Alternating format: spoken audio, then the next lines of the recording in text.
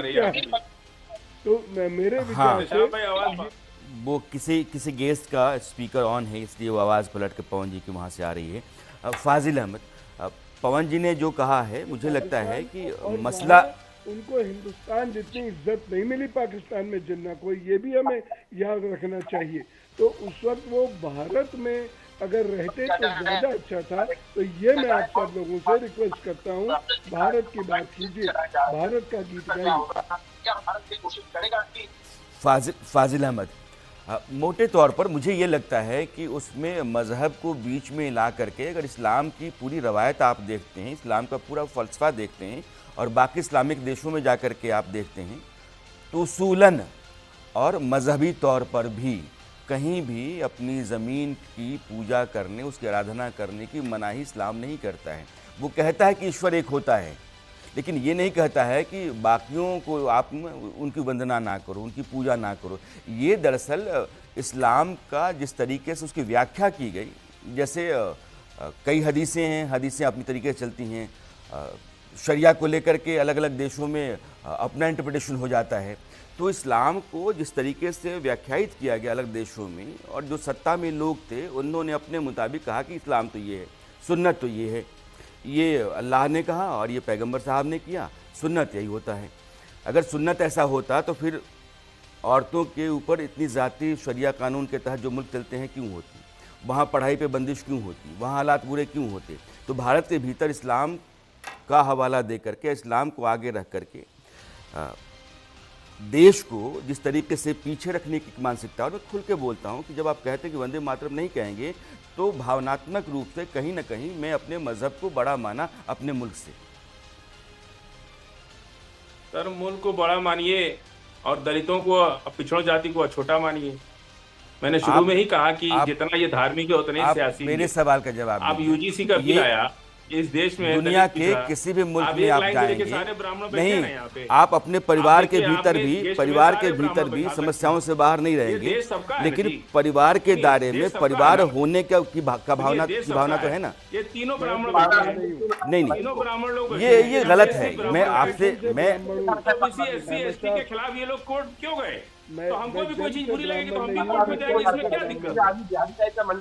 आपने पूरा 3 ब्राह्मण को बैठा रखा है देश के। नहीं, और बाकी शामुल हक भी है भाई, यूजीसी बिल पर शामुल हक भी है। 40% कमीशन की बात मैंने किया, शामुल हक बार आ रहे हैं, कट रहे हैं, 40% कमीशन ले रहे हैं।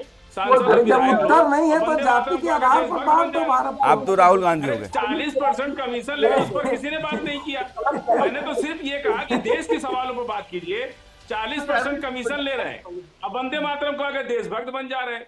अरे ये कौन सा देशभक्ति है भाई?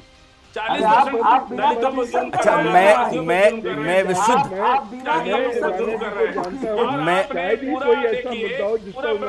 नहीं, फाजिल अहमद, आपने सिर्फ मुसलमान को बुलाया और 3 ब्राह्मण को बुलाया। प्रमाण हूँ, नहीं, मैं इस लिहाज से इस बहस को लेकर नहीं जा रहा हूँ।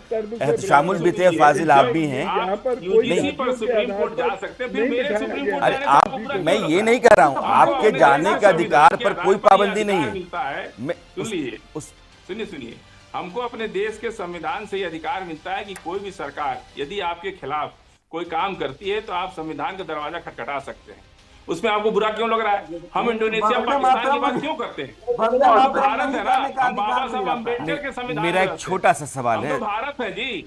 फाजिल अहमद, छोटा सवाल नहीं, छोटा सवाल है। मैं बहुत में सुन लीजिए, अरब में ताला नहीं लगता दुकानों के अंदर, यहाँ तो साइकिल गायब हो जा रही है, घर के नीचे। अरे महाराज, हो जा रही है इस देश के अंदर। उसको इससे जोड़ेंगे, जो साइकिल चुरा ले रहे हैं, आपको उस पर भी तो बोलना चाहिए। इतने लोग बैठे हैं, किसी ने एक शब्द नहीं कहा।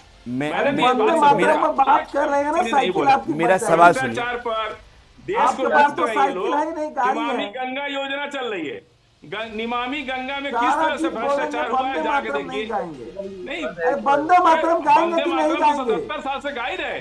जाति की बात कर रहे हैं, 77 साल से गा रहे हैं सारे। सुनिए, लेकिन हमारा जो यहाँ के उत्तर प्रदेश के नहीं बोला पाकिस्तान की बात हो रही है, ये सच्चाई है, जिसको रोक लगना चाहिए। हमें देश प्यारा है, तो अगर अरे हमारे देश राणा 40% साहब कमीशन चर्चा खाइए, कराएंगे घूस तो हम खाइए, करेंगे। घूस खाइए, लूट लीजिए इनको देश कहाँ को, देश समझाएंगे, क्या इनको है, बांध दें। साइकिल गायब हो जाएगी। आप अरब की बात कर रहे हैं, यार, अरब में दुकान में ताला नहीं लगता, यहाँ तो साइकिल गायब हो जाएगी, घर के नीचे फाजिल अहमद। खुल जाता है, इनको पानी मेरे- का मोटर चोरी हो जा रहा है, साइकिल गायब हो पानी जाती का थी, मोटर गधा चोरी गायब हो हो जा रहा है। मेरे पास आप एक आपकी बात मिनट, कर रहे हैं। मेरे पास सिर्फ 2 दुकान मिनट पे, बचे हुए दुकानों हैं। में फाजिल ताला अहमद, नहीं मेरा लगता। एक सवाल है, एक मामूली सवाल है और बहुत मतलब साधारण तो आम समझ का है, बहुत छोटी बुद्धि का सवाल है। मैंने मान लिया कि इस देश में 90% लोग बेईमान हैं, चोर हैं, उचक्के, मान लिया मैंने। जो 10% हैं, जिसमें हिंदू भी हैं, मुसलमान भी हैं, सिख भी, ईसाई भी हैं, जो 10% में शुद्ध ईमानदार मुसलमान बचा है, शुद्ध इस्लामिक है, क्या उसके लिए वंदे मातरम सही है ना? मैंने मान लिया, सबको हटाइए आप। हम कह रहे हैं कि जो हिंदू शुद्ध है वो क्यों नहीं चोरी का विरोध कर रहा है, क्यों नहीं भ्रष्टाचार का विरोध कर रहा है? क्या हमारे देश आप को सवाल लूटते पे नहीं आ हैं? रहे हैं, आप बुनियादी सवाल पे नहीं, बुनियादी सवाल पे नहीं आ रहे हैं। पार्लियामेंट में और हिंदू, विधानसभा में हिंदू, एक बात फिर दुनिया इतना भ्रष्टाचार दुनिया ने कौन कर रहा है देश नहीं, के? मैं मेरी बात आप समझिए, वंदे मुझे मातरम बस करते क्लोज रहिए, करना है। 40% कमीशन खाते रहिए, दुनिया ने ये खूब देश बताया को है लूटते कि रहिए, देश से बड़ा खूब कभी लूटिए धर्म देश नहीं को, होता है। 40% फाजिल अहमद, कमीशन खाते रहिए, फाजिल आके अहमद, वंदे मातरम।